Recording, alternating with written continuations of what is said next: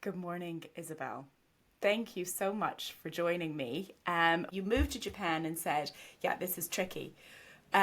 So, what was your comprehensive guidebook? Basically, is the guidebook to how to live in Japan, not knowing the language, I guess. Even if you know the language, everything is different. I live in 6 different countries, like in Europe, in North America, now I'm in Africa, in Middle East. Japan is very, very unique.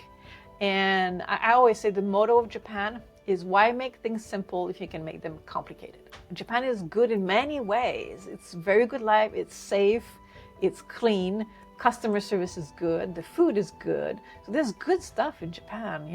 Your book is it's enormously comprehensive, and it's not just a book. I mean, it's a treasure trove. You've got pictures, you've got, everything's laid out. You can tell it's done by somebody who is a research professor.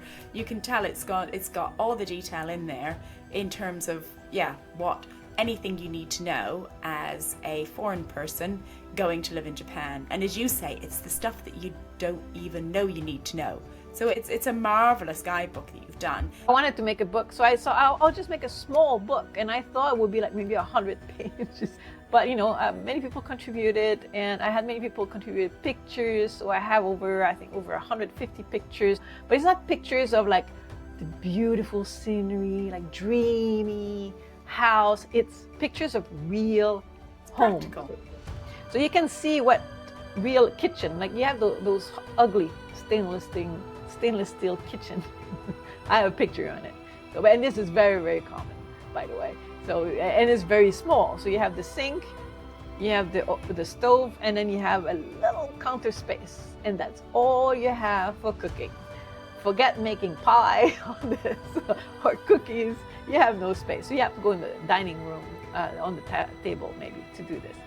But I also try to include some tips, because my idea with this book is not just about providing the information, it's about choices.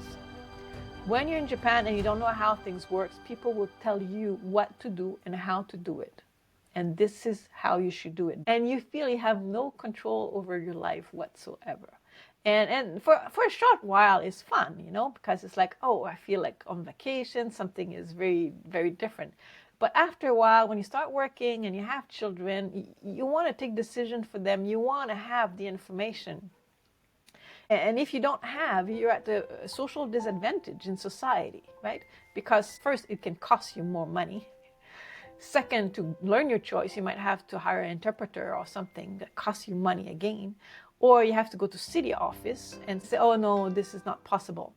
And but it is. You just asked the wrong person. Or you go there and say, oh, you just have to go there and they will do that for you. You go there and no, they can't. And so you lose a lot of time, and it's so frustrating.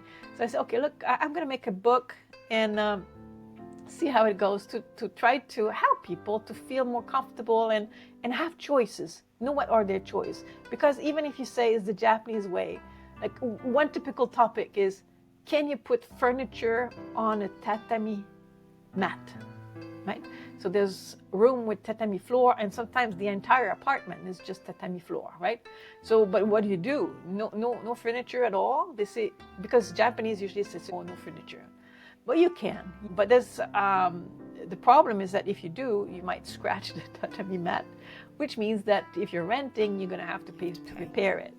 But if you're in Tokyo, you don't have to pay to repair the entire carpet. And so this is a right that people don't know about.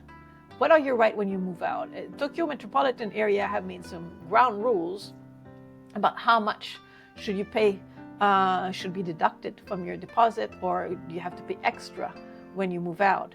So if there's a scratch on the wall, are you supposed to pay to repair just the part, the whole wall, or the whole room? Right? Actually, it's just the whole wall. And even then, it's not 100%, because if you've lived there for a few years, if you've lived there for, I think, 6 years, you pay zero.